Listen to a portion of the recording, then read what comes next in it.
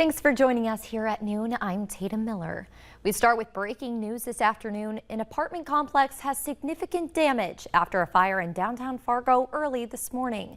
According to Fargo Fire Chief Steve Dirksen, crews were called to the Colonial Apartments at 355 4th Street North in downtown Fargo just before 7 a.m.